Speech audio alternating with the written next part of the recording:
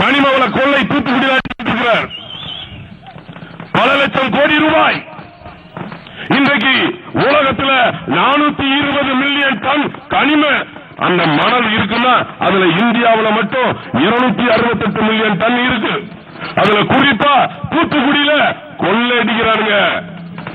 பாடு மணல் கொள்ளையடிக்கிறாருங்க, ஆத்து மணல் கொள்ளையடிக்கிறாங்க. எனக்கு முன்னாடி பேசிய தோழர் கூட சொன்னாங்க.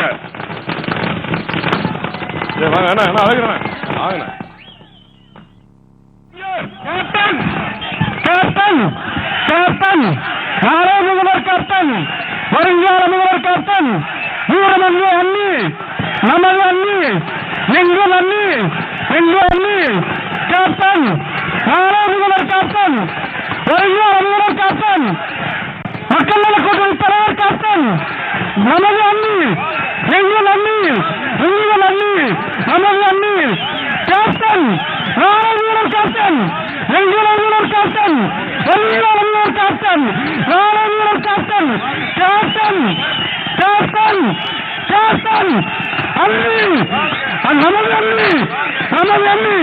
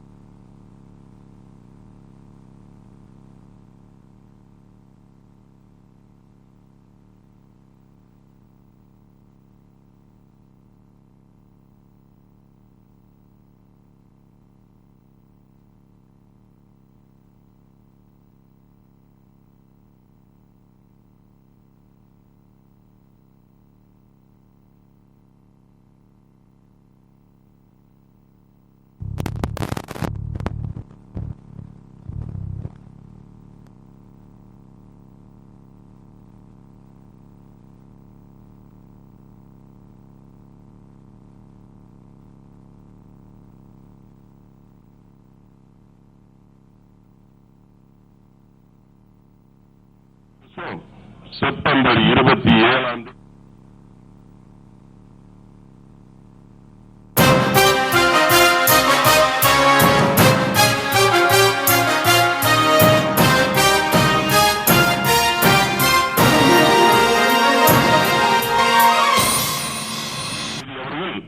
அவங்களை விடுதலை செஞ்சாங்க. அதிமுக காரங்களே, உங்களுக்கு பிறக்க போற குழந்தைகளுக்கு குமாரசாமின்னு பேர வைங்கடா, குடும்பம் விளம்புங்க.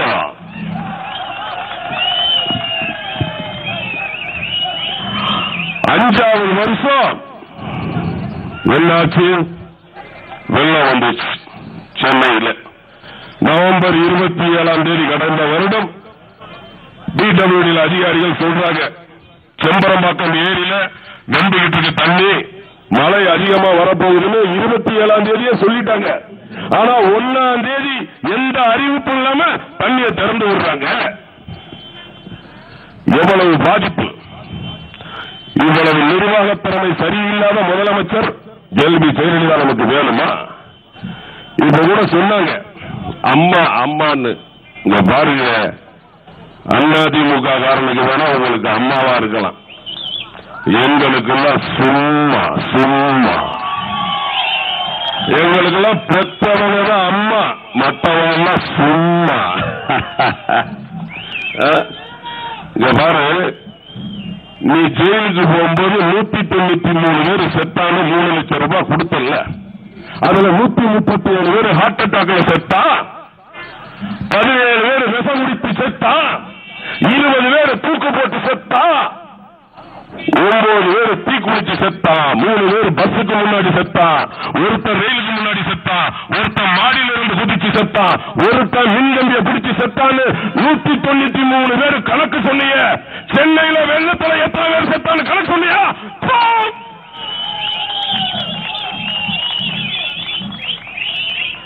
இப்பெல்லாம் வாட்ஸ்அப், இந்த அம்மா வெள்ளம் வரும்போது எங்கேயோ போய் உட்கார்ந்துட்டு வாட்ஸ்அப்லயும் டெலிபோன்லயும், நான் உங்களுடைய அன்பு சகோதரி செல்வி ஜானகி பேசுகிறேன். எங்க போன வெள்ளம் வரும்போது இப்பெல்லாம் வாட்ஸ்அப்ல தான் வருது. ஆட்சியும் வாட்ஸ்அப்ல தான் நடக்கு, அமைச்சரும் வாட்ஸ்அப்ல தான். இங்க உங்க தூத்துக்குடி MP ஒருத்தவங்களும் அவங்களும் வாட்ஸ்அப்ல தான். அது கேட்டிருப்பீங்க நீங்க. நேற்று ராத்திரி இப்படிதான் இந்த ஆட்சி கேவலமா நடக்குது. இந்த ஆட்சி நமக்கு தேவையா? தூக்கி எறிய வேண்டாமா? இந்த அம்மா இப்படிதான் பண்றாங்க. டாஸ்மார்க் 30,000 கோடி ரூபாய் வருஷத்துக்கு வருது. கடந்த வருடம் சுமார் 200 கோடி பாட்டில் தண்ணி பாட்டில் காலியாக இருக்கு. 300 கோடி லிட்டர் சாராயம் காலி. 30,000 கோடி ரூபாய் இன்றைக்கு இந்த ஆட்சி நடக்குதுன்னா சாராயத்தினாலதான் கேவலம் இந்த ஆட்சி நடந்துகிட்டு இருக்கு. 84,835 பேருக்கு தாலிக்கு தங்கம் கொடுக்கிறேன்னு சொல்லி ஒவ்வொரு தமிழ்நாட்டில் இருக்கிற பெண்களையும் தாலி அத்துக்கிட்டு இருக்கிய நீ. தாலி அத்துக்கிட்டு இருக்கிய நீ. அதாவது தண்ணி அடிக்க போகும்போது டிவி சுட்டில போவான். போலீஸ்காரர் பார்த்துக்கிட்டே இருப்பார். அப்படி அப்ப விட்டுருவாங்க. தண்ணி அடிச்சிருவான். அங்க டாஸ்மார்க்ல ஒரு கட்டில் போலான்னு போவான். அவன் ஒரு கூரை ஊத்தி கொடுப்பான். ஏன்னா டாஸ்மார்க் வியாபாரம் நடக்கணும். இவனும் தண்ணி அடிச்சிருவான். தண்ணி அடிச்சுட்டு கடையில இருந்து பைக் எடுத்துட்டு ஒரு 10 அடியில தான் வந்திருப்பான். நிப்பாட்டு, வாய ஊது, வாய ஊது, தண்ணி அடிச்சிருக்கிற ஃபைன் கட்டு. ஏண்டா பிக்க சொல்றது நீதானே, குடிக்க சொல்றது நீதானே? அவனை பிடிக்கிறது நீதானே, ஏன் குடிக்க சொல்ற? அரபு நாள்ல வருஷத்துக்கு இவ்வளவு பெட்ரோல் விற்கணும் அப்படின்னா அது அரபு நாடு. ஜப்பான் நாடுல வருஷத்துக்கு இவ்வளவு கார் விற்கணும்னா அது ஜப்பான் நாடு. ஆனா தமிழ்நாட்டுல வருஷத்துக்கு இவ்வளவு சாராயம் விற்கணும்னா அது தமிழ்நாடு. குடிச்சா அரசுக்கு வருமானம், குடிச்சா போலீஸுக்கு வருமானம், வண்டியில அடிபட்ட ஆஸ்பத்திரிக்கு வருமானம், மொத்தத்துல நமக்கு அவமானம். தேவையா இந்த ஆட்சி? தேவையா? குடிக்க தண்ணீரை 10 ரூபாய்க்கு விற்கிறாங்களே. நம்மளுடைய தமிழுடைய கலாச்சாரம் என்ன? வீட்டுக்கு வந்தா முதல்ல தண்ணீர் கொடுப்போம். செப்டம்பர் 15ஆம் தேதி 2013 குடிக்கிற தண்ணிய 10 ரூபாய்க்கு கொடுக்கிறீங்க. கேவலமா இல்ல உனக்கு? தண்ணியே கொடு. அதான் சொல்றேன், இவங்களுக்கு 7.5 எப்படின்னா தண்ணியில தான் வரும். இவங்க முத ஆட்சிக்கு 91 வந்தாங்க. 91 வரும்போது மார்ச் 7ஆம் தேதி 1993 மகாமகத்துல குளிக்கும் போது இந்த அம்மாவும் அந்த அம்மாவும் இந்த அம்மாவும் 2 பேரும் குளிக்கிறத வேடிக்கை பார்த்தா 48 பேர் செத்தா 48 பேரு 91 அப்படின்னா அதுக்கப்புறம் 2001 ஆட்சிக்கு வர்றாங்க. டிசம்பர் 26ஆம் தேதி 2004 சுனாமி பேரலை. எவ்வளவு பேர் செத்தா? அங்கேயும் தண்ணி தான் வந்துச்சு. தண்ணியில கண்டம். அதுக்கு இப்ப சென்னையில வெள்ளம், தண்ணியில கண்டம். ஆனா ஆட்சி செய்யறாங்க இவங்க. என்ன அப்படியே மைசூர்ல இருந்து வரும்போது கோடி கோடியாவா பணத்தை கொண்டு வந்தாங்க. இல்ல அவங்க அம்மா சந்தியா அப்படியே கோடி கோடியா கொடுத்து அப்படியே போமா நீ சென்னையில போய் இருமா கோடி கணக்கில் சொத்து வாங்குமா சொன்னாங்க. ஒன்றும் கிடையாது. இந்த அம்மா மேல எத்தனை கேஸ் இருக்கு தெரியுமா? இந்த கேஸ் பாருங்க, எலெக்ஷன்ல நிற்கும் போது அவங்களே கையெழுத்து போட்டு கொடுத்தது. செல்வி ஜெயலலிதா அவர்கள் எலெக்ஷன்ல நிற்கும் போது கையெழுத்து போட்டது எத்தனை கேஸ் இருக்குன்னு அவங்களே எழுதி கொடுத்திருக்கிறாங்க. இந்த மாதிரி ஒரு கேவலமான ஆட்சி நமக்கு தேவையா? இந்த அம்மா இப்படின்னா அந்த ஐயா வரலாற்று துரோகி யாருன்னு கேட்டீங்கன்னா, வரலாற்று துரோகிகள் யாருன்னு கேட்டீங்கன்னா இலங்கையில இருக்க கருணாவும் நம்மளுடைய தமிழ்நாட்டில் இருக்கிற கலைஞர் கருணாநிதி தான். வரலாற்று துரோகிகள் நம்முடைய தொப்புள் கொடி உறவுகளை சாகடிக்க இந்த வரலாற்று துரோகிகளை ஓட வேண்டாம், விரட்ட வேண்டாமா? ஓட விரட்ட வேண்டாமா? இவரு சொல்றாரு 1983 சொல்றாரு. அவரு நான் முடிச்சிடறேன், 2 நிமிஷத்துல முடிச்சிடறேன். 1983 இவர் சொல்றாரு, எம்ஜிஆர் ஆட்சி பண்ணும்போது என்ன தெரியுமா சொல்றாரு? பாரதியின் கனவு நனவானால், பாரதியின் கனவு நனவானால் சிங்கள தீவின் மீது ஒரு பாலம் அமைத்தால் என் உடன் பிறப்புகளோடு சென்று நான் அங்க சிங்களவனை அடித்து போட்டு தமிழனை காப்பாற்றுவான்னு சொன்னார் இவர். ஆனா இந்த இலங்கை தமிழர்கள் சாவுக்கு காரணம் யார்? இவர்தானே. இன்னைக்கு பல்லாயிரக்கணக்கான கோடி சொத்து எப்படி வந்தது? வனவாசம் புத்தகத்தில் கவிஞர் போட்டிருக்கார், நானும் மூக்காவும் ட்ரெயின் கள்ள ட்ரெயின் ஏறி வந்தோன்னு. உங்களுக்கு எப்படி சொத்து வந்தது? நீங்க 1967 சென்னையில தேர்தலில் நிற்கும் போது நியூ காலேஜ் பக்கத்தில் ஆள் தோட்டம்ங்கிற இடத்துல என்ன சொன்னீங்க? 18,000 ரூபாய் கடன் இருக்கு இந்த கலைஞருக்கு, தயவு செய்து எனக்கு ஓட்டு போடுங்கன்னு சொன்னீங்க 1967. இன்னைக்கு உங்களுக்கு பல்லாயிரக்கணக்கான கோடி ரூபாய் எங்க இருந்து வந்தது? எப்படி வந்தது இந்த பணம்? உங்க அப்பா முத்துவேலர் என்ன விபூதியை கொடுத்து கோடிக்கணக்கில் பணம் சம்பாதிச்சாரா? ஊரடிச்சு ஓலையில போட்ட பணம், நம்ம வயிற்றுல அடிச்ச பணம், நம்ம வயிற்றுல அடிச்ச பணம். நாளைக்கு வருவானுங்க. இவன் 500 அவன் 1000 தான், இவன் 1000 அவன் 2000, அவன் அப்பா வீட்டு காசா? மக்கள் பணம், நம்ம பணம், நம்ம வயிற்றுல அடிச்ச பணம். அந்த ஆண்டவன் எழுதி வச்சிருக்கிறான், மக்கள்கிட்ட அடித்த பணம் மக்கள்கிட்டே வரணும். அந்த ஆண்டவன் எழுதி வச்சிருக்கிறான். மனசாட்சியெல்லாம் பார்க்காதீங்க. அவன் என்ன மனசாட்சி பார்த்தாலும் மட்டும் கொள்ளையடித்தான் அண்ணா திமுகவும். தயவு செய்து மனசாட்சி பார்க்காதீங்க, வாங்கிக்கிங்க. வாங்கிட்டு ஒரு மாற்றத்தை உருவாக்குங்க. அண்ணன் புரட்சி கலைஞர் கேப்டனுக்கு உங்களுடைய வாக்குகளை போடுங்க. 2016 நம்மளுடைய புரட்சி கலைஞர் சிஎம். ஏன் முடியாது? அரசியல் சினிமாவிலையோ ஒரு நிமிஷம் என்ன வேணாலும் நடக்கலாம். அரசியல் சினிமாவிலையோ ஒரு நிமிஷம் என்ன வேணாலும் நடக்கலாம். ஒரு மாற்றத்தை உருவாக்குங்க. அந்த மாற்றம் உங்க விரல் நுனியில இருக்கு. ஓட்டு சாவடிக்கு போகும் பொழுது, ஓட்டு போடும் பொழுது ஒரு கணம் சிந்தித்து, ஒரு கணம் யோசித்து, நல்ல தலைவர்கள் யார், நல்ல கூட்டணி எது, நல்ல கட்சி எதுன்னு பார்த்து ஓட்டு போடுங்க. புரட்சி கலைஞருக்கும் ஒரு வாய்ப்பு கொடுங்கல. அப்பதான வித்தியாசம் தெரியும். அந்த தாத்தா என்ன பண்ணாரு, ஆத்தா என்ன பண்ணாரு, அண்ணன் கேப்டன் என்ன பண்ண போறாங்க, அப்பதான வித்தியாசம் தெரியும். ஒரு மாற்றத்தை உருவாக்குங்க. திரும்ப சொல்ற மாற்றம் வரணும். அந்த மாற்றம் உங்க விரல் நுனியில் இருக்கு. நான் செய்து மறந்துடாதீங்க, மறந்துடாதீங்க. முரசு சின்னத்துக்கு வாக்களிங்க. நம்மளுடைய தோழமை கட்சி சின்னங்களுக்கு வாக்களிங்க. இந்த நேரத்தில் நான் கேட்டுக்கொள்கிறேன். சூரியனோட ஒளி பட்டாலும் சரி, இலை தடுத்து நின்றாலும் சரி, புரட்சி கலைஞரின் புரட்சி தீபம் ஒளி வீசத்தான் செய்யும், வெற்றி முரசு கொட்டத்தான் செய்யும். நாட்டில் நடக்கின்ற பரம்பரை அரசியலுக்கும், நாட்டில் நடக்கின்ற ஆடம்பர அரசியலுக்கும் முற்றுப்புள்ளி வைக்க புள்ளி மான்களின் கால்களின் வலிமையோடு, சீரும் சிங்கத்தின் நெஞ்சுரிமையோடு புறப்பட்டு விட்டார் புரட்சி கலைஞர்.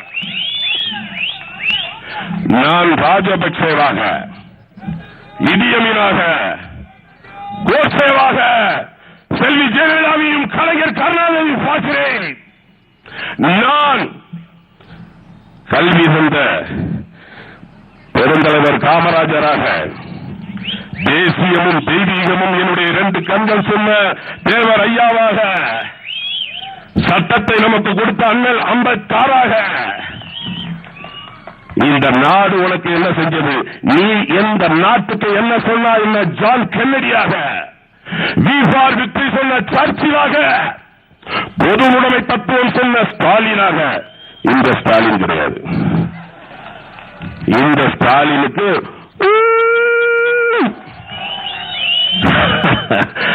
ரஷ்யா ஸ்டாலின், பொது உடைமை தத்துவம் சொன்ன ஸ்டாலினாக புரட்சி கலைஞரை நான் பார்க்கிறேன்.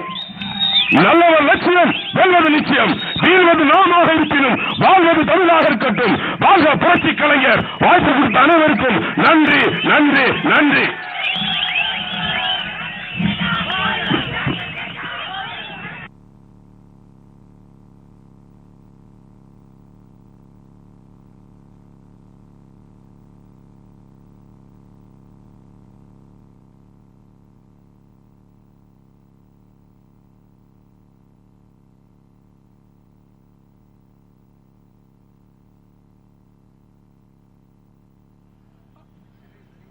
அடுத்து நீங்கள் ஆவலோடு எதிர்பார்த்து காத்துக் கொண்டிருக்கின்ற தென்னகத்தின் ஜான்சி ராணி, உலக தமிழர்களில் எல்லாம் நெஞ்சமர நிறைந்திருக்கும் ஒப்பற்ற தலைவி, புரட்சி கலைஞர் கேப்டனின் போர்படை தளபதி, நாளைய தமிழகத்திலே ஆட்சி செய்யக்கூடிய புரட்சி கலைஞர் கேப்டனின் அவர்களின் அன்பு தோழியாக இங்கு வருகை தந்து இன்று உங்களுடைய தேர்தல் அறிக்கை, தேசிய முற்போக்கு திராவிட கழகத்தினுடைய தேர்தல் அறிக்கையை விளக்க பொதுக்கூட்டத்திற்கு சிறப்புரையாற்ற வருகை தந்திருக்கின்ற எங்களது அன்னியார் மதிப்பிற்குரிய பிரேமலதா விஜயகாந்த் அவர்களை தூத்துக்குடி மாவட்ட கழகத்தின் சார்பாக பணிவான வணக்கத்தை தெரிவித்துக் கொண்டு வாழ்த்துக்களை கூறிக்கொண்டு பேச வருமாறு அன்போடு அழைக்கின்றோம்.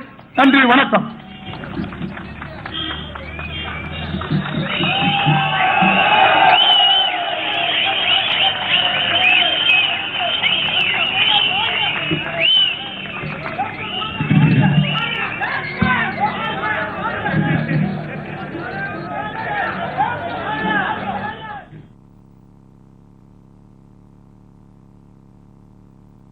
முற்போக்கு திராவிட கழக நிறுவன தலைவர் அவர்களுக்கும், தூத்துக்குடி மாவட்ட செயலாளர் ஆறுமுக நயனார் அவர்களுக்கும், அழகர் சுவாமி அவர்களுக்கும், மக்கள் நல கூட்டணியில நமது கரங்களோடு கரம் சேர்த்திருக்கும் MDMK கட்சியை சேர்ந்த திரு ரமேஷ் அவர்களுக்கும், CPM கட்சியை சேர்ந்த திரு அர்ஜுனன் அவர்களுக்கும், CPI கட்சியை சேர்ந்த அழகு முத்துப்பாண்டியன் அவர்களுக்கும், விடுதலை சிறுத்தைகள் கட்சியை சேர்ந்த முரசு தமிழப்பன் அவர்களுக்கும், VCK கட்சியை சேர்ந்த கதிரேசன் அவர்களுக்கும், மதிமுக கட்சியை சேர்ந்த பேராசிரியை ஃபாத்திமா பாபு அவர்களுக்கும், மேடையிலே வீற்றிருக்கும் கழக நிர்வாகிகளுக்கும், இந்த விழாவிலே பங்கேற்க வந்திருக்கும் பொதுமக்களுக்கும், தாய்க்குளங்களுக்கும், மகளிர் அணியை சேர்ந்த சகோதர சகோதரிகளுக்கும், பத்திரிகையாளர்களுக்கும், எங்கள் உயிரினும் மேலான எங்கள் அன்பு கழக உடன்பிறப்புகளாகிய உங்கள் அனைவருக்குமே முதல் எனது பணிவான வணக்கங்களை இந்த நேரத்திலே நான் தெரிவித்துக் கொள்கிறேன்.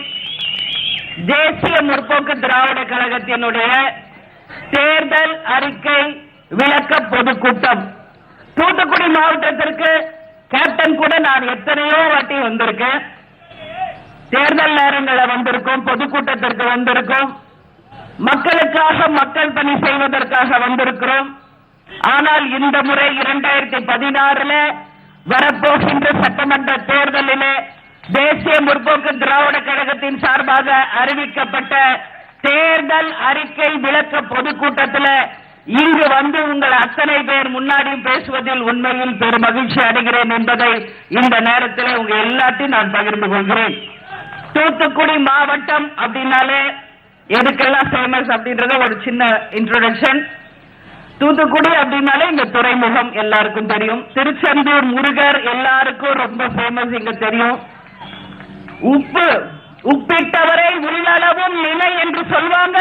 அந்த உப்பை தயாரிக்கக்கூடிய ஒரு மாவட்டமாக, நன்றி உள்ள ஒரு மாவட்டமாக நமது தூத்துக்குடி மாவட்டம் என்றைக்குமே சிறப்பு வாய்ந்த ஒரு மாவட்டம். அது மட்டும் கிடையாது, மீனவர்கள், நமது மீனவ சகோதரர்கள் அதிகமாக இருக்கக்கூடிய ஒரு மாவட்டம்.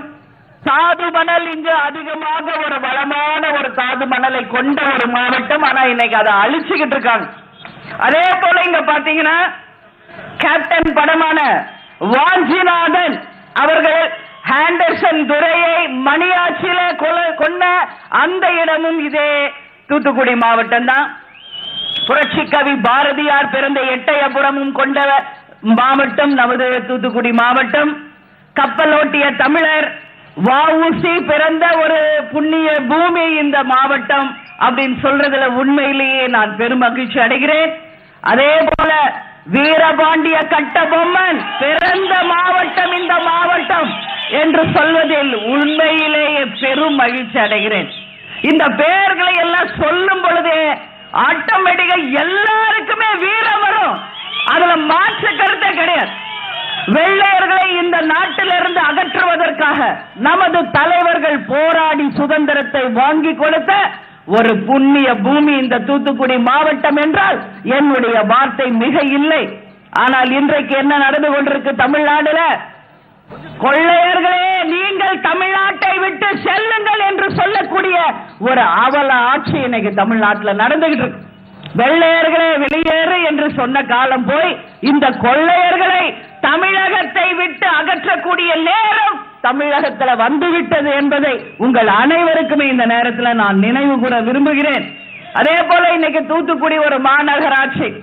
இந்த மாநகராட்சியை பற்றி ஒரு சின்ன வரலாறு உங்களுக்கு தெரியுமான்னு தெரியல. இந்த மாநகராட்சி எப்பொழுது நிறுவப்பட்டது, அதாவது ஃபார்மேஷன் ஆஃப் தூத்துக்குடி கார்பரேஷன் எந்த வருஷம் யாருக்காவது தெரியுமா? 1866, அதாவது 1866வது வருஷத்திலேயே இந்த தூத்துக்குடி மாநகராட்சி உருவாக்கப்பட்டது. ஆனால் இது செயல்முறைக்கு வந்தது எப்பன்னா ஆகஸ்ட் 5, 2008 தான் அப்கிரேட் ஆகி செயல்முறைக்கு இது ஒரு மாநகராட்சியாக அறிவித்திருக்காங்க. இங்க பார்த்தா மொத்தம் தூத்துக்குடியில 60 வார்டு இருக்கு. எத்தனை ஜோன் இருக்கு தெரியுமா தூத்துக்குடியில? தெரியாதா? இதே ஊர்ல இருக்கீங்க, தெரிஞ்சு வச்சுக்கணும் நீங்க. இதெல்லாம் 60 வார்டு இருக்கு, 4 ஜோன் இருக்கு.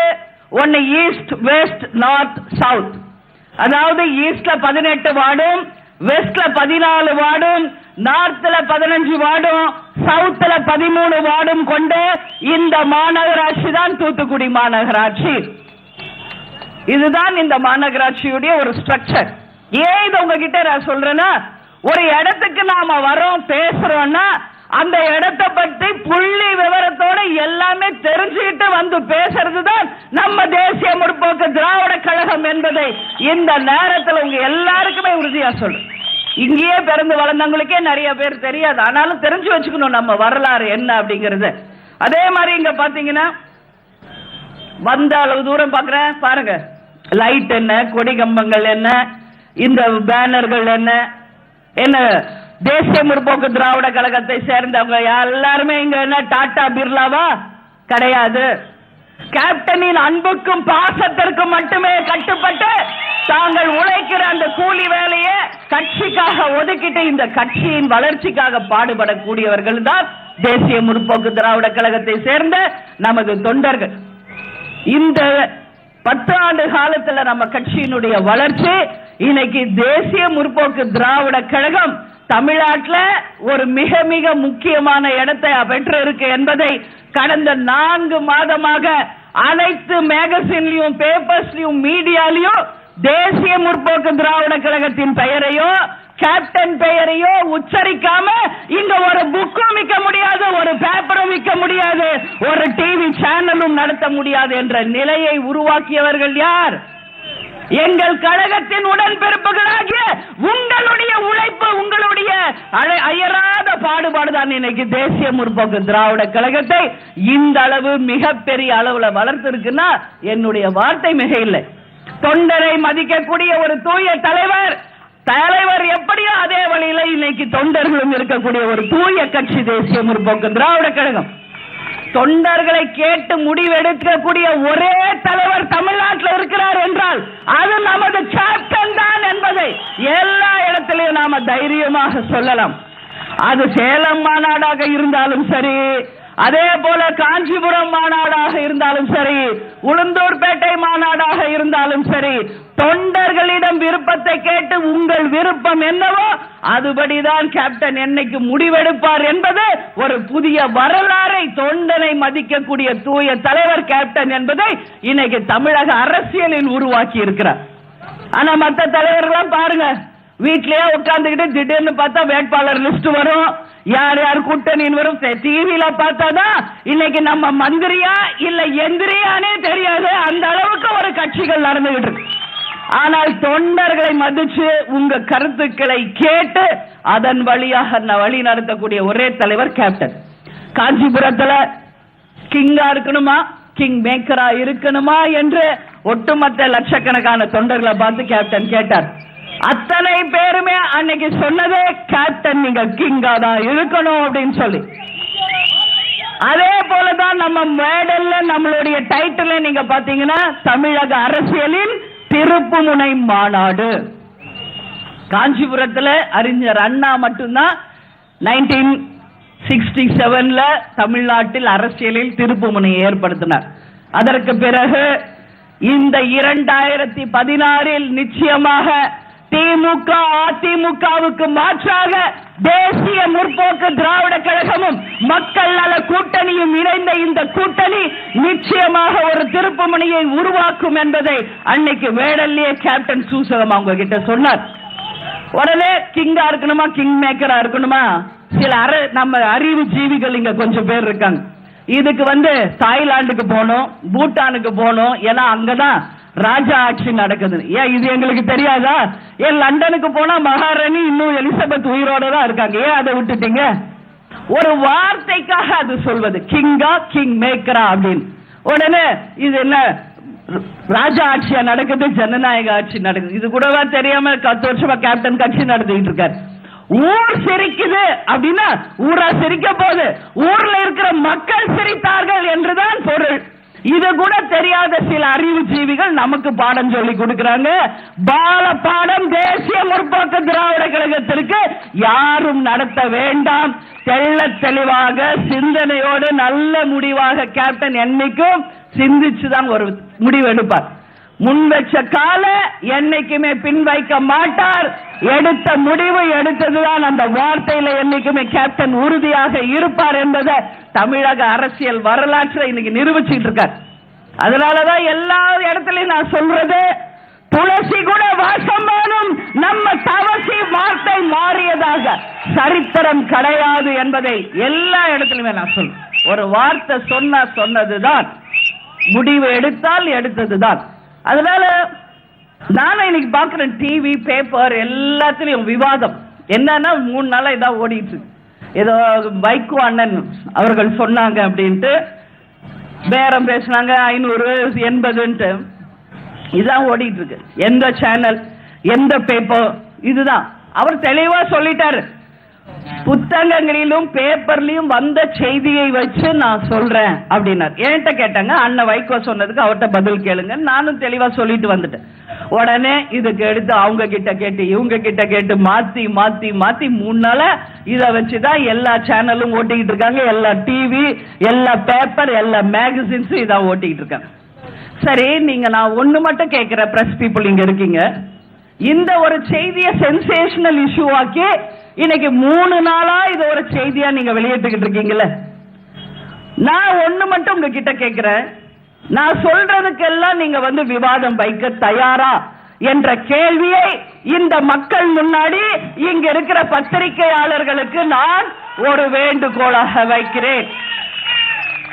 வைகோ அண்ணா ஏதோ சொன்னாருன்னு மட்டும் 3 நாளா ஓட்டுறீங்கல்ல, இங்க இருக்கிறாங்களே என்ன வந்துச்சு? அவர் சொன்னாரு, பேப்பர்லயும் புக்லயும் வந்ததை நான் சொன்னேன், இப்படி சொன்னாங்க திமுக பாஜக என்று அவர் தெளிவா சொல்லிட்டாரு. அதுக்கு நானும் சொல்லிட்டேன். இன்னைக்கு மாத்தி மாத்தி மாத்தி எல்லாத்தையும் கேட்டு அதை போட்டுக்கிட்டு இருக்காங்க. சரி, அதே புக்ஸ் அண்ட் மேகசின்ஸ்ல வந்தது நீங்க மற்றவைகளையும் இதே போல விவாதங்களாக எடுத்து உங்க டிவிலையும் பேப்பர்லயும் மேகசின்ஸ்லயும் விவாதிக்க தயாரா என்ற கேள்வியை தமிழ்நாட்டில் இருக்கிற ஒட்டுமொத்த பத்திரிகையாளர்களை பார்த்து இங்க நான் கேட்கிறேன். இந்த தமிழ்நாட்டில் இந்த 5 வருஷத்துல எத்தனை முறை மந்திரி சபை மாற்றி அமைக்கப்பட்டு தினந்தோறும் மந்திரிகளை மாற்றிட்டு இருக்காங்க, அது போல அதை பற்றி உங்களால விவாதம் வைக்க தயாரா? அதே போல இங்க தமிழ்நாட்டில் எல்லாருக்கும் தெரியும், மணல் கொள்ளை நடக்குது, மின்சாரத்துல ஊழல் நடக்குது, பால் முட்டை டாஸ்மாக் ஊழல் கனிம வள கொள்ளை கிரானைட் கொள்ளை, வேலை வாய்ப்புல கொள்ளை, அதே போல கட்டணோட அனுமதியில கொள்ளை, ஒரு எம்எல்ஏ சீட்டு வாங்கி தரேன்னு சொல்லி இன்னைக்கு எத்தனாயிரம் கோடி இந்த மந்திரிகள் ஊழல் செய்திருக்காங்க என்று இன்னைக்கு அதிமுக இருக்கிற அத்தனை பேரும் சொல்றாங்க. அதை பத்தி உங்களால விவாதம் வைக்க தயாரா என்ற கேள்வியை உங்க முன்னாடி நான் வைக்கிறேன். ஏன்னா இதுவும் பேப்பர் புக்ஸ்ல வந்தது தானே. இதை விவாத பொருளை எடுங்க பார்ப்போம். தந்தி டிவிலையும், புதிய தலைமுறையிலும், நியூஸ் 7லயும், பாலிமர் சேனல்லையும், கலைஞர் டிவிலையும், ஜெயா டிவிலையும் இதை பற்றி விவாதம் வைக்க தயாரா? உங்களால முடியுமா? ஏன் அது மட்டும் முடியாது? ஏன் ஆளுங்கட்சியில மட்டும் அப்படியே அமைதியா இருப்பீங்களா? விவாதம் என்றால் எல்லாவற்றுக்கும் பொதுவான விவாதமாக இருக்கணும். ஏதோ அண்ணன் சொல்லிட்டார் ஒரு வார்த்தை, 4 நாளா அதை வச்சு டிஆர்பி ஏத்திட்டு இருக்கீங்க. ஏன் இதெல்லாம் நீங்க ஒரு விவாத பொருளா ஏற்க கூடாது? அதே போல இங்க 5 மாநிலத்தில் இப்ப தேர்தல் நடக்குது. ஒன்னு தமிழ்நாடு, ஒன்னு பாண்டிச்சேரி, இன்னொன்னு கேரளா, ஒன்னு வெஸ்ட் பெங்கால், ஒன்னு அசாம். 5 மாநிலத்தில் இப்ப தேர்தல் நடக்குது. ஆனா இன்னைக்கு டோல்கேட்ல எல்லா இடத்துலயும் செக் பண்ணா தமிழ்நாட்டில் தான் இது வரைக்கும் பல கோடி ரூபாய் இன்னைக்கு கைப்பற்றி இன்னைக்கு கருவூலங்களுக்கு அனுப்பிக்கிட்டு இருக்காங்க. மற்ற 4 மாநிலத்தில் சில லட்சங்கள் தான் பிடிக்கப்பட்டிருக்கு. இதை பற்றி விவாதம் வைக்க இங்க இருக்கிற பத்திரிகையாளர்களுக்கு தைரியம் இருக்கிறதா என்ற கேள்வியை உங்க முன்னாடி வைக்கிறேன். யாரோட காசு அதெல்லாம்? எங்க இருந்து வந்த அந்த காசு? எங்க போகுது அந்த காசு? அதை பற்றி விவாதம் வைக்க தயாரா? அதே போல இங்கு ஓட்டுக்கு காசு கொடுக்கிற கலாச்சாரத்தை இந்த திமுக அதிமுக பல வருஷமா இங்க கொண்டு வந்துட்டாங்க. அதை பத்தி விவாதம் வைக்க தயாரா? ஓட்டுக்கு காசு கொடுக்காம இந்த 2 கட்சிகளும் தமிழ்நாட்டு எலெக்ஷன்ல ஜெயிக்கிற முடியுமா என்ற சவாலை அவங்களுக்கு நான் வைக்கிறேன். இதை பத்தி சேனல்ஸ்ல நீங்க விவாதம் வைக்க தயாரா? இலவச பொருட்கள் கொடுக்காம ஓட்டுக்கு காசு கொடுக்க திமுகவால இந்த சவாலை ஏற்றுக்கொள்ள திமுக அதிமுக பத்திரிகை நண்பர்கள் தயாரா என்று இந்த நேரத்தில் நான் கேட்கிறேன். அதே போல இன்னைக்கு கிரானைட் ஊழல் 1.5 வருஷத்துக்கு மேல அதிகாரி சகாயம் அவர்கள் அதை பத்தி ஆராய்ஞ்சு இன்னைக்கு ஒரு பெரிய ஒரு ஃபைல் எடுத்துட்டு போய் கவர்மெண்ட் கிட்டையும் கோர்ட்டு கிட்ட கொடுத்து எவ்வளவு நாள் ஆச்சு? இது வரைக்கும் அதை பற்றி ஒரு வெள்ளை அறிக்கை தமிழ்நாட்டில் மக்களுக்கு தெளிவுபடுத்துற மாதிரி எங்கேயாவது ஓப்பனா இன்னைக்கு அதை பத்தி டிஸ்கஷன் வந்திருக்கா? இவ்வளவு ஊழல் அதுல நடந்திருக்கு, இவங்க எல்லாம் அதுல சம்பந்தப்பட்டிருக்காங்க என்று ஏதாவது ஒரு தகவல் ஒட்டுமொத்த மக்களுக்கும் தெரிவிச்சாங்களா? இதை பற்றி விவாதம் வைக்க நம்ம சேனல்ஸும் மீடியாவும் ரெடியா அப்படிங்கிறதையும் இந்த நேரத்தில் நான் கேள்வியாக வைக்கிறேன். அதே மாதிரி நத்தம் விஸ்வநாதன் அவர்கள், ஓ பன்னீர்செல்வம் அவர்கள், இன்னும் இருக்கிற எல்லா மந்திரிகளும் என்னென்ன ஊழல் செய்திருக்காங்கன்னு இங்க இருக்கிற எல்லா மேகசின்ஸ் பேப்பர்ஸ்ல நானும் படிச்சிருக்கேன். எல்இடி லைட் போடுற சொல்லி அதுல பல ஆயிரம் கோடி இன்னைக்கு ஊழல் பண்ணிருக்காங்க. மின்சாரத்துல எவ்வளவு 1000 கோடி ஊழல், இன்னைக்கு போக்குவரத்து துறையில எத்தனை கோடி ஊழல். இதை பத்தி எல்லாம் விவாதம் வைக்க இங்க இருக்கிற சேனல்ஸுக்கும் பிரஸுக்கும் உங்களுக்கு தைரியம் இருக்கா? அதையும் உங்களால முடிஞ்ச விவாதமா வைங்க. அதுல இருக்கிற உண்மையை மக்களுக்கு வெளியே கொண்டு வாருங்கள். தமிழக மக்களுக்கு அதனுடைய நிலைமையை புரிய வைங்கள். இன்னைக்கு 4வது தூண் பத்திரிகைக்காரங்க சொல்றாங்களே, எதுக்கு? உண்மையை யாரான இருக்கட்டும், உண்மையை மக்களுக்கு தெளிவுபடுத்தணும். அதுதான் தர்மம். ஆனா இன்னைக்கு வெறும் ஆளுங்கட்சிக்கு ஜால்ரா போட்டுக்கிட்டு அவங்களுக்கு மட்டுமே நீங்க பலன் அடிக்கக்கூடிய அளவு மற்ற எல்லா விஷயத்தையும் மறைச்சிட்டு வெறுமனே வைகோ அவர்கள் சொன்னதை வச்சு 4 நாளா நீங்க சொல்றீங்கன்னா இது என்ன விவாதம்? எனக்கு உண்மையிலேயே புரியல. அதுக்கான தெளிவா நானும் விளக்கத்தை சொல்லிட்டேன். அதே மாதிரி இன்னைக்கு சொல்றேன், அரசு அதிகாரிகள் விஷ்ணு பிரியா டிஎஸ்பி இன்னைக்கு தற்கொலை செஞ்சுட்டு செத்துருக்காங்க. எஸ்விஎஸ் கல்லூரி மாணவிகள் இறந்திருக்காங்க. அது கொலையா இன்னும் தற்கொலையா என்று கூட நம்மளுக்கு இன்னும் தெளிவாக ஒரு சிபிசிஐடியோ ஒரு சிபிஐயோ இன்னும் வரைக்கும் நம்மளுக்கு சொல்லல. அதே போல வேளாண் அதிகாரி முத்துக்குமார சுவாமியும் இன்னைக்கு இறந்திருக்கார். அதே போல ஆணவ கொலைகள்ல கோகுல்ராஜ், இளவரசன், சங்கர் 3 பேரும் படுகொலை செய்யப்பட்டிருக்காங்க. இதற்கு என்ன நியாயம் அந்த குடும்பங்களுக்கு கிடைச்சது? இது பத்தி விவாதம் வைக்க தயாரா? ஆனா இங்க ஒரு வேடிக்கை நீங்க எல்லாருமே பார்க்கணும். அது ஏன் நானும் கேப்டன் கூட பேசியிருக்கோம். வீட்டுல லவ் பண்றது பொண்ணு பையன் 2 பேரும் தான், அவங்க மனசு ஒத்துதான் ஒன்னா போறாங்க. ஆனா கொலை செய்யப்படுவது மட்டும் ஏன் ஆண் பிள்ளைகள் மட்டும் கொலை செய்றீங்க? அந்த அனுப்புறது யாருன்னா பெண் வீட்டுக்காரங்க தான் அனுப்புறாங்க. ஆனா தன் பொண்ணுங்க மட்டும் நல்லா இருக்கிறாங்க, ஆம்பளை பசங்களை மட்டும் வெட்டி போட்டு போறாங்க. என்ன நியாயம் இங்க நடக்குது, என்ன நடக்குது இந்த தமிழ்நாட்டுல என்பது தெரியல. இத பத்தி விவாதம் வைக்க யாருக்காவது தைரியம் இருக்கா? பேசுவாங்களா யாராவது இத பத்தி? அதே போல இன்னைக்கு தமிழ்நாட்டுல எத்தனை தொடர் போராட்டங்கள், ஒன்னா ரெண்டா? அரசு ஊழியர்கள் ஒரு பக்கம் போராட்டம், மாற்றுத்திறனாளிகள் ஒரு பக்கம் போராட்டம், சத்துணவு தொழிலாளர்கள், செவிலியர்கள், மாணவ மாணவிகள், மீனவர்கள், விவசாயிகள், நெசவாளர்கள், அத்தனை பகுதியிலுமே இன்னைக்கு போராட்டம் தான். ஆனா ஜெயலலிதா அவர்கள் ஒரு முதலமைச்சராக இன்னைக்கு ஒட்டுமொத்த மக்களின் ஓட்டை மட்டும் வாங்கி முதலமைச்சராக ஹெலிகாப்டர்ல சுத்துறீங்களே, யாராவது ஒருத்தரை உங்களால நேரடியா கூப்பிட்டு என்ன பிரச்சனை, நான் என்ன செய்யணும் ஒரு முதலமைச்சரா என்று யாராவது ஒருத்தரை ஜெயலலிதா கூப்பிட்டு பேசியிருப்பாங்களா இந்த 5 வருஷத்துல? அத பத்தி நீங்க யாராவது விவாதம் வச்சீங்களா? ஒரு முதலமைச்சர் என்பவர் யார்? முதல் சேவகர். மக்கள் பார்த்து ஓட்டு போட்டாதான் நீங்க முதலமைச்சர். பார்த்துக்கிட்டே இருங்க, 2016 ஒட்டுமொத்த தமிழ்நாடு மக்களும் தமிழகத்தை விட்டு உங்களை அகற்ற போறாங்க. அப்ப உங்க நிலைமை என்ன என்பது அப்பதான் உங்களுக்கு தெரியும். ஏன் மக்கள் போராட்டம் செஞ்சா அவங்க கஷ்டம் என்னன்னு ஒரு முதலமைச்சர் தான் கேட்கணும். அதற்கு தான் உங்களுக்கு முதல் அமைச்சர்னு பேர் வச்சிருக்கு. யாரையும் பார்க்கறது இல்ல, யாரையும் கூப்பிட்டு பேசுறது இல்ல, எந்த பிரச்சனைகளுக்கும் தீர்வு சொல்றது இல்ல. ஆனா தனியா ஒரு ஏசி ரூம்குள்ளேயே உட்கார்ந்துக்கிறது நீங்க எதுக்கு முதலமைச்சர்? இதெல்லாம் விவாதம் வைக்க யாரும் தயாரா இருக்காங்களா? அதே போல இன்னைக்கு டாஸ்மாக் கடைகளை தமிழ்நாடு முழுக்க திறந்து வச்சு ஒட்டுமொத்த மக்கள் வாழ்க்கையை இன்னைக்கு குட்டிச்சவர் ஆக்கிட்டாங்க. அது தூத்துக்குடி மாவட்டம் சொல்லவே வேண்டாம், அந்த அளவு ஒரு மோசமான நிலைக்கு போயிட்டு இருக்கு. ஆனா இத பத்தி கேட்டா நத்த விஸ்வநாதன் என்ன சொல்றாரு? டாஸ்மாக் கடைகளை இங்க மூடவே வழி இல்லைன்னு சொல்றாரு. ஆனா பக்கத்து மாநிலமான கேரளால இன்னைக்கு ஆல்மோஸ்ட் க்ளோஸ் பண்ணிட்டு வராங்க, குஜராத்ல ஆல்மோஸ்ட் க்ளோஸ் பண்ணிட்டாங்க, மற்ற மாநில பீகார்ல இன்னைக்கு ஆக்ஷன் எடுக்கிறேன்னு வாக்குறுதி கொடுத்திருக்காங்க. அது போல ஏதாவது ஒரு வார்த்தை உங்களால சொல்ல முடிஞ்சதா? ஏன் இன்னைக்கு வர வருமானம் பூரா டாஸ்மாக்ல அதை வச்சு மக்களுக்கு இலவசமோ ஓட்டு காசு கொடுக்கறன்னு ஏமாத்தி மீண்டும் மக்களையும் இந்த நாட்டையும் சுரண்டிக்கிட்டு இருக்கீங்க. இத பத்தி விவாதம் வைக்க பத்திரிகைக்காரர்களே நீங்க தயாராக இருக்கிறீர்களா என்ற கேள்வியை உங்க முன்னாடி வைக்கிறேன். அதே மாதிரி பாத்தீங்கன்னா எங்களுக்கு கண்ணு கேட்டன தூரம் எதிரிகளே தெரியல ஜெயலலிதா சொன்னாங்களே. இன்னைக்கு கேப்டனுடைய கூட்டணி இல்லைன்னு இது வரைக்கும் வேட்பாளர் லிஸ்ட் வெளியே விட்டாங்களா? இது வரைக்கும் தேர்தல் அறிக்கையை வெளியே விட்டாங்களா?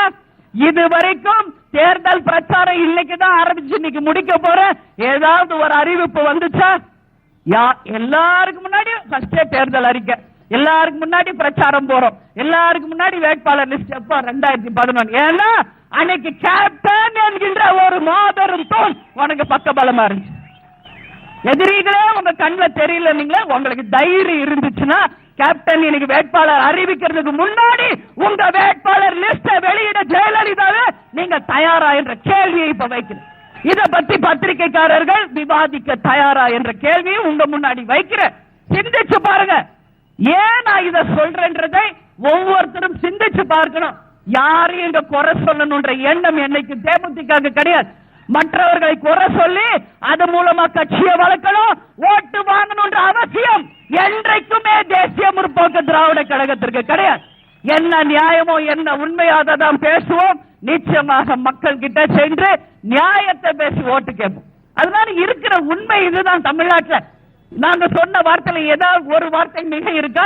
ஏன் இதெல்லாம் நீங்க விவாத பொருளை எடுக்கல அப்படிங்கிற கேள்வி உங்க எல்லார் முன்னாடியுமே நான் வைக்கிறேன். இத பத்தி எல்லாம் விவாதிங்க, இத பத்தி எல்லாம் பேசுங்க. அதற்கு பிறகு அண்ணன் வைகோ பேசினதையே இன்னொரு ஒரு வாரத்துக்கு வேணா ஓட்டுங்க, சரிங்களா? அதனால சும்மா ஒரு சென்சேஷன், வேற வேலையே கிடையாது. இன்னைக்கு காலையில கூட திருநெல்வேலியில கோயிலுக்கு போயிட்டு வர அழகா பிரஸ் பீப்புள் நின்று மரியாதை கொடுத்து நல்லா பேசிட்டு வரேன். ஆனா நான் சொன்னதுக்கு மாற்றா திருச்சி போடுறது. சோ நான் அப்படியே சேனல்ல பாக்குறேன், எதுக்கு இவங்க கிட்ட பேசணும்னு எனக்கே தோணும். நான் எந்த அளவு அவங்களை வந்து ரெஸ்பெக்ட் கொடுத்து பாவம் நிக்கிறாங்களேன்னு நின்று 20 மினிட்ஸ் அவங்களுக்கு பதில் சொல்லிட்டு வரேன். சில பத்திரிகைக்காரர்கள் பாத்தீங்கன்னா மாற்றி மாற்றி இன்னைக்கு நாங்க சொல்ற கருத்தை விட்டு வேற கருத்தை போடுறாங்க. அதெல்லாம் வேணாம், என்ன உண்மையா அதை போடணும்னு சொல்லி இந்த நேரத்துல கேட்டுக்கிறேன். அதே மாதிரி இங்க பாத்தீங்கன்னா கேப்டன் வந்து ஒரு வார்த்தை சொன்னதான். இங்க தூத்துக்குடி மாவட்டத்துல நம்ம இருக்கிறோம். தூத்துக்குடி மாவட்டத்துல வெள்ளம் வந்த பொழுது எந்த அளவு தூத்துக்குடி மாவட்டம் பாதிக்கப்பட்டது என்று இங்க இருக்கிற மக்களாகிய உங்க எல்லாருக்குமே தெரியும். இங்க இருக்கிற தூத்துக்குடி மாவட்டத்துல பல பகுதிகள் இன்னைக்கு பாதிக்கப்பட்டிருந்துச்சு. ஆனா ஒரு முதலமைச்சராக இருக்கிற ஜெயலலிதா அவர்கள் நேரடியாக வந்து இங்க இருக்கிறவங்க யாராவது ஒருத்தரை பார்த்தாங்கன்னா மழை வெள்ளத்துல பாதிக்கப்பட்ட இடங்களையோ மக்களையோ சந்திச்சாங்களா? இத பற்றி விவாதம் வைக்க தயாரா? ஆனா உங்களை எல்லாம் நேரடியாக வந்து சந்திச்சு உங்கள் துயரில் பங்கேற்ற ஒரே தலைவர் தமிழ்நாட்டில் இன்னைக்கு இருக்கிறார் என்றால் அது கேப்டன் அவர்கள் தான் என்பதை உறுதியாக இந்த நேரத்தில் பதிய வைக்கிறேன். மக்களுடைய கஷ்டத்தை நம்ம கஷ்டம் மாறி உணரணும். அவங்க தான் ஒரு உண்மையான தலைவராக, ஒரு உண்மை முதலமைச்சராக இருக்க முடியுமே தவிர வெறும் தேர்தல் நேரம் வரும்போது ஓட்டுக்கு மட்டும் வாங்குறவங்க நிச்சயம் ஒரு நல்ல முதலமைச்சராக இருக்க முடியாது என்பதை இனியாவது மக்களாகி நீங்கள் தயவு கூர்ந்து புரிஞ்சுக்கணும்னு சொல்லி இந்த நேரத்தில் உங்க எல்லாருமே பார்த்து நான் கேட்கிறேன். அதே மாதிரி என்ன எபிஷியன்டா அவங்க வந்து என்ன ஆக்ஷன் எடுத்தாங்க? எத்தனை நாள் மழை வெள்ளம் வடியாம எவ்வளவு மக்கள் கஷ்டப்பட்டாங்க. இன்னைக்கு திருநெல்வேலி, தூத்துக்குடி, சென்னை, திருவள்ளூர், காஞ்சிபுரம், கடலூர், சிதம்பரம், தஞ்சை மாவட்டங்கள் எல்லாமே மழை வெள்ளத்துல பாதிச்சு. ஆனா ஜெயலலிதா அவர்கள் முதலமைச்சர் என்று பேர் தான், ஒரு இடத்துக்குமே போல. ஆர்கே நகர் தொகுதியில ஒரே நாள் வேன்ல அப்படி வந்தாங்க. அதுவும் என்ன சொன்னாங்க தெரியுமா? மழை வெள்ளத்துல பாதிக்கப்பட்ட மக்களை பார்த்து வாக்காள பெருமக்களே அப்படின்னாங்க. அன்னைக்கே அப்படின்ட்டாங்க ஆர்கே நகர் தொகுதி மக்கள். மழை வெள்ளத்துல பாதிக்கப்பட்டு சாப்பாடுக்கு இல்லாம நாங்க கஷ்டப்பட்டுக்கிட்டு இருக்கோம், எனக்கு வாக்காளர் மக்களே உங்களுக்கு என்ன கஷ்டம் அப்படின்னு கேட்கறத விட்டுட்டு வாக்காள பெருமக்களை, அதாவது ஒரு தேர்தல் மூடு தான், வெறும் ஓட்டு பத்தி தான் சிந்தனையை ஒழிய மக்களை பற்றி சிந்தனை இல்லாத ஒரு முதல்வரை கொண்ட நாடாக நமது தமிழ்நாடு இருக்கிறது என்பதை தயவு கூர்ந்து நீங்க எல்லாருமே புரிஞ்சுக்கணும்னு சொல்லி கேட்டுக்கிறேன். அதே மாதிரி சென்ட்ரல் கவர்மெண்ட் 2000 கோடி ரூபாய் இந்த மழை வெள்ளத்துல ஒதுக்கி இருக்க தமிழக கவர்மெண்ட்டுக்கு. ஒவ்வொரு ரேஷன் கார்டுக்குமே 5000 ரூபாய் தமிழ்நாடு கவர்மெண்ட் நிச்சயமா கொடுக்கணும். இங்க இருக்கிற எல்லாருக்கும் 5000 ரூபாய் வந்துச்சா? எல்லாருக்கும் 5000 கிடைச்சத ரேஷன் கார்டு வச்சிருக்கிறவங்களுக்கு? ஏன் இதை நான் கேட்கிறேங்கிறத புரிஞ்சுக்கணும். இது ஒன்றும் ஜெயலலிதாவினுடைய அறக்கட்டளையில இருந்தோ, அதிமுகவின் அறக்கட்டளையில் இருந்தோ, இல்ல போயஸ் கார்டன் வீட்டுல இருந்தோ கொடுக்கிற காசு இல்ல. சென்ட்ரல் கவர்மெண்ட் இன்னைக்கு தமிழ்நாடு அரசுக்கு மழை வெள்ளத்துல பாதிக்கப்பட்டதுக்கு 1 இல்ல 2 இல்ல 2000 கோடி ரூபாய் ஒதுக்கி கொடுத்திருக்காங்க. அந்த 2000 கோடி ஒவ்வொருத்தருக்கும், பாதிக்கப்பட்ட ஒவ்வொருவருக்குமே 5000 ரூபாய் ரேஷன் கார்டு வச்சிருக்க அத்தனை பேருக்கும் பேங்க் அக்கவுண்ட்ல போகணும். ஆனா இன்னைக்கு வெறும் அதிமுகவை சேர்ந்தவர்களுக்கும் அவங்களுக்கு வேண்டியவங்களுக்கும் பணக்காரர்களுக்கு தான் அந்த காசு போய் சேர்ந்திருக்கே ஒழிய உண்மையில் மழை வெள்ளத்தில் பாதிக்கப்பட்ட ஏழைகளுக்கோ பாதிக்கப்பட்ட விவசாயிகளுக்கோ எந்த பொதுமக்களுக்கோ இது போய் சேரல என்பதை கடுமையான மக்களோட குரலாக இந்த நேரத்தில் எங்களுடைய கண்டனத்தை இந்த நேரத்தில் ஜெயலலிதாவின் ஆட்சிக்கு நாங்கள் பதிய வைக்கிறோம். ஏன்னா அந்த 5000 ஒவ்வொருத்தரும் கொடுக்கணும். இன்னைக்கு அதுவும் அவங்க கருவூலத்துக்கு போயிடுச்சு. உங்களுக்கு வர வேண்டிய 5000 இன்னைக்கு ஜெயலலிதாவுடைய கருவூலத்துக்கு போயிடுச்சு. என்னன்னா எலெக்ஷன் டேட் அறிவிச்சுட்டாங்க, அதனால இனிமேல் கொடுக்க முடியும். தெரியுமில்ல எலெக்ஷன் டேட் அறிவு முன்னாடியே கொடுக்க வேண்டியதானே, ஏன் கொடுக்கல? டிசம்பர் மாசம் மழை வந்துச்சு, மார்ச்ல தானே அறிவிச்சாங்க தேர்தல் தேதி. என்ன பண்ணீங்க இந்த 3-4 மாசம்? எல்லாமே கண் துடைப்பு. 110 விதியின் கீழே அறிவிச்ச ஒரு திட்டம் கூட இன்னைக்கு செயல்படுத்தல். அதே மாதிரி இன்னைக்கு பாத்தீங்கன்னா தமிழ்நாட்டில் அவங்க அறிவிச்ச எந்த திட்டமும் செயல்படுத்தல். இங்க உடன்குடி என்று ஒண்ணு இருக்கு, தெரியலையா உங்களுக்கு? அணுமின் நிலையத்தை என்னுடைய நேரடி கண் பார்வையில நாங்கள் கொண்டு வருவோம் அப்படின்னு ஜெயலலிதா அவர்களே சொன்னாங்க. இன்னைக்கு வரைக்கும் ஒரு செங்கல் கூட அங்க எடுத்து வைக்கல. இதுதான் ஜெயலலிதாவினுடைய பொய்யான வாக்குறுதியை தவிர வேற எந்த வாக்குறுதியை இன்னைக்கு ஜெயலலிதா அவர்கள் நிறைவேற்றல அப்படிங்கறத உங்க முன்னாடி இந்த தூத்துக்குடி மாவட்டத்தில் நான் பதிய வைக்கிறேன். ஏன் நான் இதை சொல்றேன்னா, ஒரு முதலமைச்சர் என்பவங்க ஒரு வார்த்தையை சொன்னா கட்டாயம் அதை நிறைவேற்றணும். நிறைவேற்ற முடியலன்னா அதை சொல்லாதீங்க. அதை நம்பிதானே மக்கள் இருக்காங்க. இன்னைக்கு கரண்ட் இல்ல, தண்ணி இல்ல, விவசாயம் இல்ல, வேலை வாய்ப்பு இல்ல. இந்த பிரச்சனைகளுக்கெல்லாம் ஜெயலலிதா ஏதாவது தீர்வு சொன்னாங்களா? சிந்திச்சு பார்த்தா ஒண்ணுமே செய்யல. அதே மாதிரி இன்னைக்கு விலைவாசி உயர்வு ஒரு பக்கம், அது மட்டும் இல்லாம ரேஷன் பொருள் உங்களுக்கு எல்லாம் வந்து சேருதானா? அதுவும் இல்ல. முதியோர் பென்ஷன் வருதானா? அதுவும் இல்ல. தாலிக்கு தங்கம் கொடுக்கறனால இங்க இருக்கிற எவ்வளவு பேருக்கு தாலிக்கு தங்கம் கொடுத்திருக்காங்க?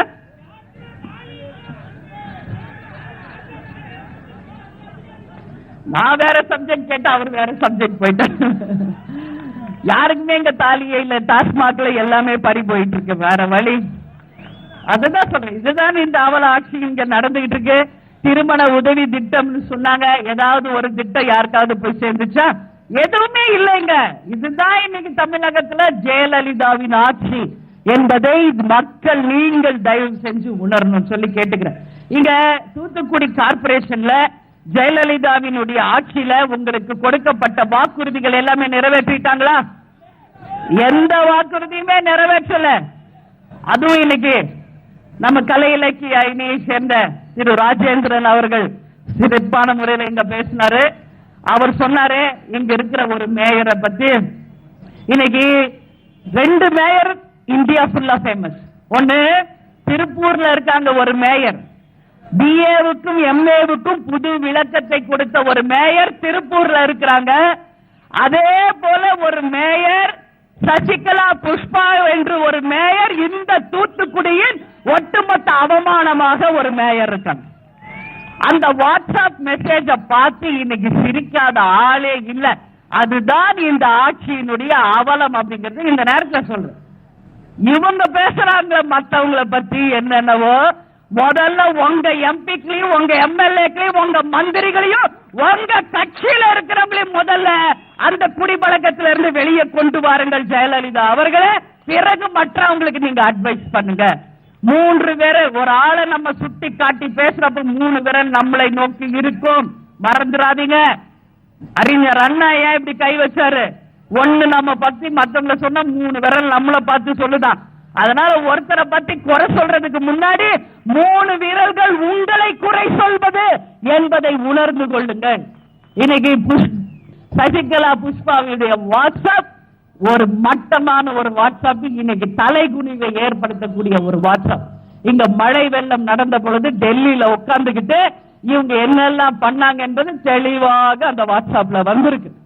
அதனால சொல்றேன், இப்ப நான் வந்தேன், 1 டேல இங்க இருக்கிற எத்தனை வார்டு இருக்கு, எத்தனை ஜோன் இருக்கு, எல்லாமே என்னால ஒரு few செகண்ட்ஸ்ல சொல்ல முடியுதுல. அந்த அம்மா அந்த வாட்ஸ்அப்ல சொல்றாங்க. உண்மையிலேயே எனக்கு ஆச்சரியமா இருந்துச்சு. நானும் கேட்டேன் அந்த வாட்ஸ்அப், இந்த ஊரை பத்தியே எனக்கு எதுவுமே தெரியாது, இங்க எத்தனை வார்டு இருக்கு, என்ன பகுதி இருக்குன்னு தெரியாது, அதனால ஒரு பெரிய போர்ட்ல நான் எழுதி வச்சிருக்கிறேன், தினந்தோறும் அது முன்னாடி நின்று நான் மனப்பாடம் பண்ணுவேன். அதே மாதிரி இங்க இருக்கிற மந்திரிகளுக்கும் ஒரு மூளையும் இல்ல, இங்க இருக்கிற கலெக்டருக்கும் ஒரு மூளையும் இல்ல, இங்க ஆட்சி செய்யறவங்களுக்கும் எந்த மூளையும் இல்லைன்னு அவங்க மேயரே ஒப்புதல் வாக்குமூலத்தை கொடுத்திருக்காங்க அந்த வாட்ஸ்அப். அதே மாதிரி அவங்க கிட்ட இருந்து வெளியே வந்தாரே ஒருத்தர் எம்எல்ஏ பழக்கரு பையான்னு, அவர் ஒருத்தர் போதும் இந்த ஆட்சியின் அவலத்திற்கு சொல்றதுக்கு. இந்த மாதிரி தான் இந்த ஆட்சி நடந்துட்டு இருக்கு. கார்பரேஷன்ல அவங்க சொன்னது நிறைவேற்றல. உறுதியாக நம்ம ஆட்சி வரும் பொழுது தூத்துக்குடி மாவட்ட மாநகராட்சிக்கு நம்ம என்ன செய்ய போறோம்ன்றத ஷார்ட்டா சொல்றேன், நல்லா புரிஞ்சுக்குங்க. இங்க 1வது ரயில்வே கேட்ல மக்கள் பயன்பாட்டிற்காக சுரங்க பாதை திட்டம் வேண்டும் என்று பல நாளா கோரிக்கை வைக்கப்பட்டிருக்கு. இன்றைக்கு வரைக்கும் அது நிறைவேற்றப்படவில்லை. உடனடியாக அது சரி செய்யப்படும். அதே போல 2ஆம் ரயில்வே கேட்ல ரயில்வே மேம்பாலம் வேண்டும் என்ற கோரிக்கை மக்களால் வெகு நாட்களாக வைக்கப்படுகிறது. இதுவரைக்கும் யாரும் செய்யல. அதே போல பிபிடி சிக்னல் மேம்பாலம் வேணும் என்றும் மக்கள் கோரிக்கை வச்சிருக்காங்க. இன்றைக்கு வரைக்கும் அதுவும் உங்களுக்கு சரி செய்யல. அதே போல இங்க குடிப்பு தண்ணீர் நிவர்த்தி செய்ய 4வது பைப்லைன் திட்டத்தை விரைந்து நிறைவேற்றணும் என்று மக்களுடைய நீண்ட கோரிக்கை இன்றைக்கு வரைக்கும் அந்த நிறைவேற்றப்படாமலேயே இருக்கிறது. தூத்துக்குடி மக்களுக்கு இன்னைக்கு சுகாதாரமான குடி தண்ணீர் இல்ல, சரியான நேரத்தில் குடி தண்ணீர் வசதி அவங்களுக்கு வரல. 7 நாட்களுக்கு ஒரு வாட்டி குடி தண்ணீர் வரக்கூடிய ஒரு அவலை ஆட்சி இங்க நடந்துகிட்டு இருக்கு. அதை சரி செய்யணும். அதே போல இங்க பாழடைந்த சாலைகளை உடனடியாக சரி செய்து மழை வெள்ளத்தில் பாதிக்கப்பட்ட எல்லா சாலைகளையும் நிச்சயமாக போர்க்கால அடிப்படையில் நிவர்த்தி செஞ்சிருக்கிறோம். ஆளுங்கட்சி ஒண்ணுமே செய்யல, ஒரு மேயரும் செய்யல, யாரும் செய்யல. ஆனா நம்ம வந்தால் நிச்சயமாக மக்கள் பிரச்சனையை கையில் எடுத்து எல்லா பிரச்சனைகளுக்கும் சரி செய்வோம் என்ற உறுதியை உங்ககிட்ட நான் கொடுக்கிறேன். அதே மாதிரி இங்க முழுமையாக பராமரிக்கப்பட்ட அழகுபடுத்தி உண்மையான தூத்துக்குடி அழகான நகரமாக மாற்றுவோம் என்ற உறுதியும் உங்ககிட்ட கொடுக்கிறேன். அதே மாதிரி இங்க தெப்பக்குளம் நகரத்துல இங்க பூங்காக்கள் முறையாக பராமரிக்கப்பட்டு ரோஜ் பூங்கா என்று ஒண்ணு இருக்கு, அந்த படகு சவாரி வேண்டும் என்று மக்கள் கோரிக்கை வச்சிருக்காங்க. அதையும் நிறைவேற்றுவோம். அதே மாதிரி இங்கிருந்து கோயம்புத்தூருக்கும் மும்பைக்கும் ரயில் வசதி வேண்டும் என்று மக்கள் வெகு நாளாக ஒரு கோரிக்கை வச்சிருக்காங்க. உறுதியாக அந்த ரயில்வே பணிகளை நிச்சயமாக செய்வோம் என்பதையும் இங்க சொல்றேன். அதே மாதிரி இங்க அரசு கல்லூரியும் சட்டக்கல்லூரியும் இல்லை என்ற கோரிக்கை பல நாளா இருக்கு. அது நமது தேர்தல் அறிக்கையிலேயே வருகிறது. இங்க இருக்கிற கவர்மெண்ட் ஸ்கூல்ஸ் ஈவினிங் நேரம் கல்லூரியாக மாற்றி எங்கெல்லாம் பெண்களுக்கு அரசு கல்லூரி வேணுமோ அத்தனை இடங்களையும் கல்லூரியும் சட்டக்கல்லூரியும் கொண்டு வருவோம் என்ற உறுதியை இந்த நேரத்தில் எல்லார் முன்னாடியுமே நான் வைக்கிறேன். அதே போல இங்க தொழிற்சாலைகள் அதிகமா இருக்கு, ஆனா தண்ணி வசதி இல்ல. அதனால தொழிற்சாலைகள் மேம்படுத்த குடிதண்ணீர் வசதி, தொழிற்சாலைகளுக்கு வசதி செய்து தரப்படும். அதே போல இங்க புல் தோட்டம் பகுதியில பாதாள சாக்கடை கிணறு ஒன்று தோண்டி வச்சு ஒட்டுமொத்த மக்களுக்கு சுகாதாரம் இல்லாத நிலையை உருவாக்கி இருக்காங்க. அந்த இடத்தை ஷிஃப்ட் பண்ணணும்னு சொல்லி மக்கள் கேட்டிருக்காங்க. உறுதியாக அதை செய்யப்படும் என்ற உறுதியை இந்த நேரத்தில் சொல்றேன். அதே மாதிரி மீனவ மக்களுக்கு இலவச கல்வியும், அதே போல சுனாமியால பாதிக்கப்பட்ட வீடுகள் தரம் இல்லாமல் இன்னைக்கு பாழடைஞ்சு போயிருக்கு. அந்த வீடுகளை சரிப்படுத்தி அவர்களுடைய பயன்பாட்டிற்கு கொண்டு வருவோம் என்ற உறுதியை இந்த நேரத்தில் சொல்கிறேன். அதே மாதிரி இங்க பாத்தீங்கன்னா 50,000 ஏக்கர்ல உப்பு உற்பத்தி தொழில் இங்க இருக்கு. அங்க வீடுபட்டவங்களுக்கு விலையில்லா மின்சாரம் பெற்று தரணும்னு சொல்லி கோரிக்கை இருக்கு. நிச்சயமாக அதுவும் பரிசீலனை எடுக்கப்படும். அதே மாதிரி நல்ல மருத்துவமனை வசதி, பஸ் ஸ்டாண்ட் வசதி, கழிப்பிட வசதிகள் நிச்சயமாக மாநகராட்சிக்கு செய்து தருவோம் என்ற வாக்குறுதி இந்த நேரத்தில் சொல்றேன். அதே மாதிரி இங்க பாத்தீங்கன்னா இங்க அனல் மின் நிலையம், தூத்துக்குடி அனல் மின் நிலையத்தில் வெறும் 5 யூனிட் மூலமாக முழு உற்பத்தியான 1050 மெகாவாட் உற்பத்தி செய்யணும் என்று, தடையில்லா மின்சாரம் வேணும் என்று மக்கள் கேட்கிறாங்க. இதுவரைக்கும் அது செய்யப்படல. ஜெயலலிதாவின் பொய்யான வாக்குறுதி மாதிரி இல்லாம உறுதியாக நமது ஆட்சி வந்தவுடன் தடையில்லா மின்சாரம் தூத்துக்குடி மாவட்டத்துக்கு வழங்கப்படும் என்ற வாக்குறுதியை இந்த நேரத்தில் உங்க எல்லோருக்குமே நான் தெரிவித்துக் கொள்கிறேன். அதே போல பட்டா இல்லாதவங்க பல நாளா கோரிக்கை வைக்கிறீங்க, பட்டா இது வரைக்கும் கிடைக்கல. உறுதியாக பட்டா வழங்கப்படும். இதெல்லாம் தேர்தல் அறிக்கையிலும் நான் உங்ககிட்ட சொல்ல போறேன். பாதாள சாக்கடை திட்டத்தை விரைவுபடுத்தணும் என்று எல்லா கோரிக்கையும் வச்சிருக்கீங்க. இது அத்தனையும் பரிசீலனையில் எடுக்கப்பட்டு ஆட்சிக்கு வந்தவுடன் தூத்துக்குடி மாநகராட்சிக்கும் மாவட்டத்துக்கும் வேண்டிய வசதிகளை உறுதியாக செய்து தருவோம்.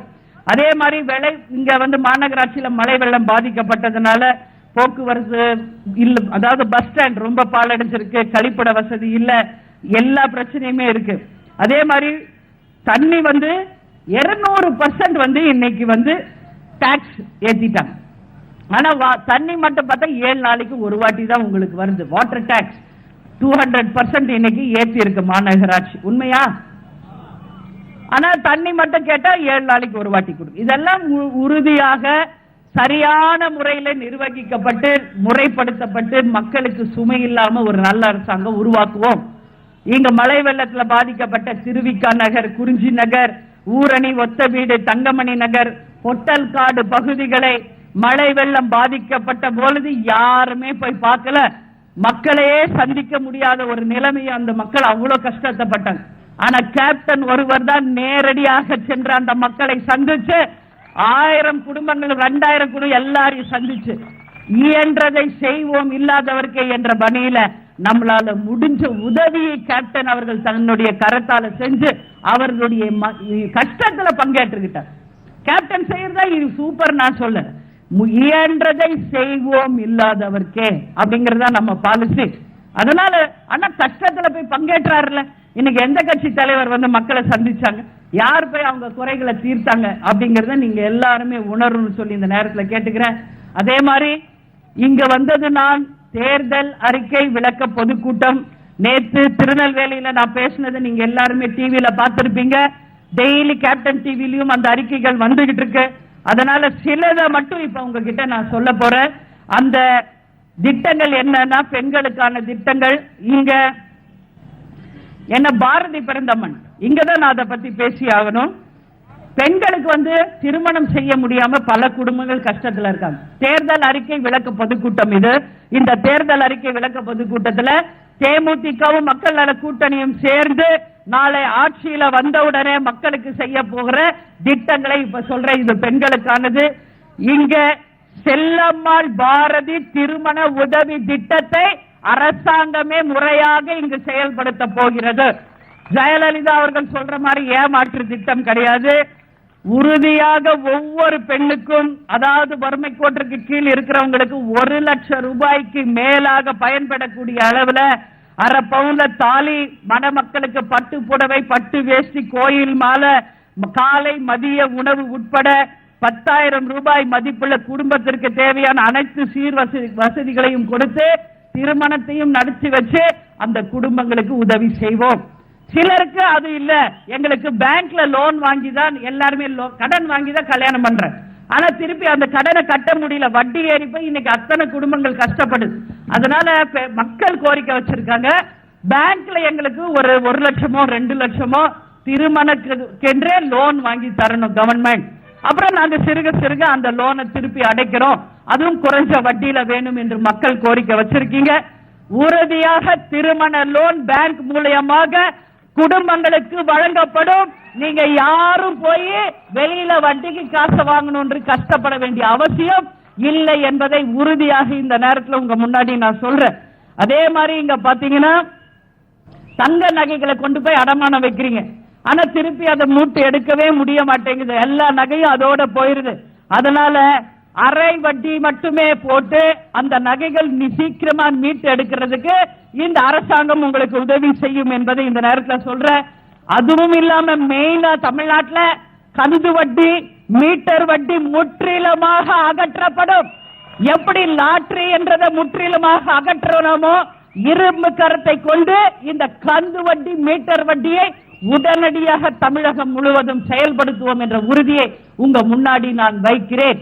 அதே போல இங்க பாத்தீங்கன்னா அரசு பள்ளியில படிக்கிற பெண்களுக்கு இலவசமாகவே நிறைய புக்ஸ், ஃபேன் எல்லாமே நம்ம கொடுக்க போறோம். அதே மாதிரி கண் வந்து செக் பண்றாங்க, இலவசமாகவே ஆண் பெண்களுக்கு கண் செக் பண்ணி ஸ்பெக்ஸ் கொடுத்து அவங்களுக்கு உரிய முறையில நம்ம காப்பாற்றுவோம். 6ஆம் கிளாஸ்ல இருந்து 10ஆம் கிளாஸ் படிக்கிற ஆண் பெண் குழந்தைகளுக்கு சைக்கிள் கொடுக்க போறோம். அதே மாதிரி பெண்களுக்கு வேலை வாய்ப்பை உருவாக்குற மாதிரி கேப்டனுடைய திட்டமான தையல் மிஷின் முறையாக பயிற்றுவித்து மானிய விலையில எல்லா பெண்களுக்கும் தையல் மிஷின் வாங்கி கொடுத்து உங்க குடும்பத்தை நீங்களே நிர்வகிக்க முடிய அளவு நிச்சயம் செய்வோம். அதே மாதிரி கம்ப்யூட்டர் பயிற்சி கூடங்களை கேப்டன் அவர்களுடைய தலைமையில நல்ல முறையாக உங்களுக்கு பயிற்றுவிக்கப்பட்டு கம்ப்யூட்டர்ஸ் கொடுத்து அதன் மூலமாக உங்களுக்கு வேலை வாய்ப்பை உருவாக்குவோம். அது மட்டும் இல்லாம இன்னைக்கு பாத்தீங்கன்னா சின்ன சின்ன உணவகங்கள் தமிழ்நாடு முழுக்க தேவைப்படுது. முறையாக உங்களுக்கு சமையல் கலையை சொல்லிக் கொடுத்து எல்லா இடங்களிலுமே சின்ன சின்ன கேன்டீன்ஸ் எல்லாம் உருவாக்கி பெண்களுக்கு வேலை வாய்ப்பை உருவாக்குவோம் என்ற எல்லா வாக்குறுதிகளுமே இந்த நேரத்தில் சொல்றேன்.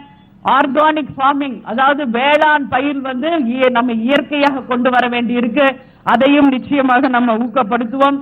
இதன் மூலம் பல மடங்கு உங்களுக்கு வியாபாரம் வரும், லாபம் வரும். அதனால நிச்சயமாக இதெல்லாம் பெண்களுக்கும் ஆண்களுக்கும் குடும்பத்துக்கும் பயனளிக்கும். இன்னைக்கு லேடி டிரைவர்ஸ் எல்லா இடத்துலயும் வந்துட்டாங்க.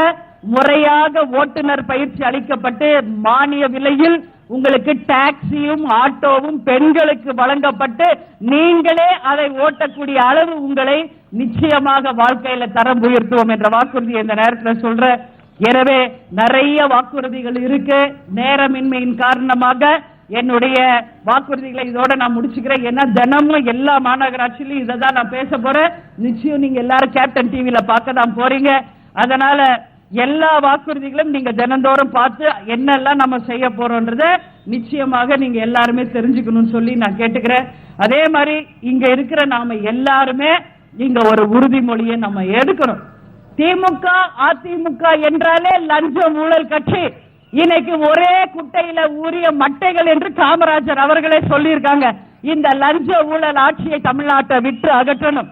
கேப்டன் இன்னைக்கு நினைச்சிருந்தா இன்னைக்கு எல்லா கட்சியும் கேப்டனை கூப்பிட்டாங்களே கூட்டணிக்கு வர சொல்லி, ஏன் கேப்டன் போல யாராவது சிந்திச்சிங்களா? கேப்டன் நினைச்சா போயிருக்க முடியாதா? எந்த கட்சியில வேணாலும் போயிருக்கலாம். அத்தனை பேருமே இன்னைக்கு கேப்டனுடைய வரவைதான் எதிர்நோக்கி இருந்தாங்க. ஆனால் கேப்டன் எப்படிப்பட்டவர்?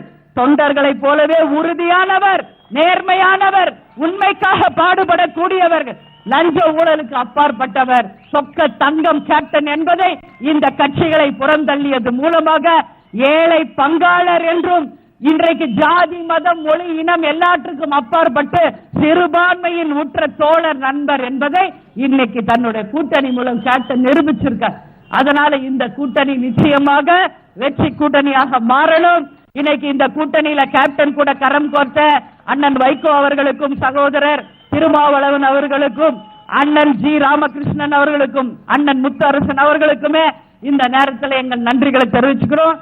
இந்த கூட்டணி எப்படியாவது பிரிச்சிடலாமா என்று எல்லாரும் கனவு காண்றாங்க. உறுதியாக நான் சொல்றேன், அத்தனை 5 தலைவர்களும் ஒற்றுமையாக இந்த பயணத்தை ஆரம்பிச்சிருக்காங்க. பாண்டவர்கள் அணி என்றைக்கும் தோற்றதாக சரித்திரம் கிடையாது.